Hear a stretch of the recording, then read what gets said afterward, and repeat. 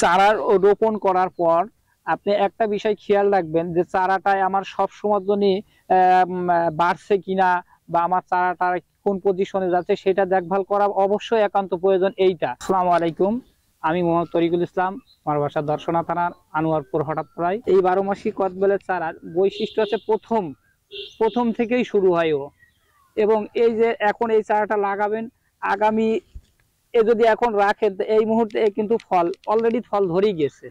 তাহলে আমাকে কি করা উচিত? এখন আমি হয়তো শখের বসে একটা ফল রাখতেও পারি, বাকিটা ফেলে দিতে পারি। কি কারণে? আমার গাছটা তো মানুষ করতে হবে, পুষ্ট করতে হবে, যার কারণে আমার এগুলো এখন আপাতত রাখা সম্ভব না।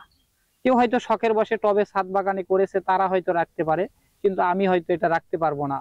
আমি বাণিজ্যিক ভাবে বাগান করব যখন, তখন আমি এইটা হয়তো রাখবো না। দেখেন প্রত্যেকটা চারায় আমার এই বেডে যত চারা আছে সবগুলো চারাতেই এইভাবে ধরেন ফুল ধরে আছে, কেউ ফলে রূপান্তরিত হয়েছে। এই অনুপাতে আর কি এই 12 মাসি কদবেলের চারার বৈশিষ্ট্য প্রথমে আপনারা বাস্তবে দেখতে পাচ্ছেন। এই টোটাল এই চারাগুলোর বয়স 45 দিন। এই 45 দিনেই আলহামদুলিল্লাহ লাগানোর উপযোগী হয়ে গেছে। চারা তৈরি করেছি, এগুলোর আগে বীজের চারা তৈরি করা লেগেছে। বীজের চারা তৈরি করে, এমনকি বীজের চারা কিনতেও পাওয়া যায়। হ্যাঁ, বীজের চারা কিনে নিয়ে আসা হয়, তারপরে আমাদের বাগান থেকে এখন ছাউনি কেটে মিস্ত্রি দিয়ে কলম বাঁধা হয়, কলম বেঁধে এই চারা তৈরি করে হয়। এই যে গাছটাই আপনি ভালো করে লক্ষ্য করলে দেখতে পারবেন, এই গাছটাই কিন্তু ফলের দানাও আছে, ফুলও আছে। তাহলে এখন যদি আমি এই গাছটাই ফলটা রাখি, তাহলে আমার এই গাছটা তো মানুষ করতে হবে, গাছটা বড় হবে না। এই জন্য অনেক সময় এই ফুলটা রাখা সম্ভব হয় না বা ফলটা রাখা সম্ভব হয় না, যার কারণে গাছটা কেটে ফেলা, এই ফলটা কেটে দেওয়া হয়, ইচ্ছা করেই কেটে দেওয়া হয়, বা আমি সেটা দিচ্ছিও কেটে। এই চারাটা এখন রোপণ করবে, ধরেন কেউ যদি ইচ্ছা করে যে সে টবে করবে কি ছাদ বাগানে সেটিং করবে, তাহলে সে এখন এই চারাটা সংগ্রহ করবে, কিনবে, কিনে এখান থেকে এই পলিথিনটা কাটবে, এবং এই যে পলিথিনটা দেওয়া আছে এই পলিথিনটা সামান্য লম্বা লম্বি একটা ব্লেড দিয়ে ছিঁড়ে রাখবে।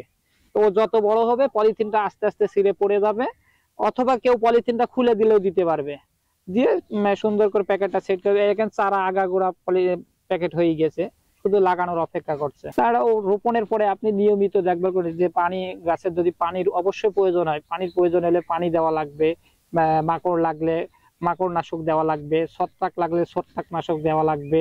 হ্যাঁ, দিয়ে গাছটা পরিচর্যা করতে হবে স্বাভাবিকভাবে, যেভাবে আমরা চাষবাস করি বা যেগুলো দেখভাল করি সেইভাবে আর কি। এটা মনে করেন যদি কেউ বাণিজ্যিক ভাবে করে বা বড় বাগান করে, তাহলে মনে করেন তারে স্কোয়ারে 1 ফিট করে গভীরতা করে নিয়ে, তারপরে ওই ওই পরিমাণ গোবরের সার দিতে হবে, মাটি দিয়ে একসাথে মিক্সার করে হালকা একটু ফোড়াডান দিয়ে দিলেন। হ্যাঁ, দিয়ে ওখানে ওই চারাটা বসিয়ে দিতে হবে, দিয়ে সেচ দিয়ে দিলেই হবে। আর চারার পরিচর্যা, এই যে এখন আমি চারাটা কলম ধরেন এইটা হলো আমার এখান থেকে, এইটা হলো বীজের চারা। আমি এইটার ডাল সংগ্রহ, এবারে এই বীজের চারার মাথা কেটে দিয়ে আমি মনে করেন আমার বাগানের ডালের মাথা সেট করে দিয়েছি।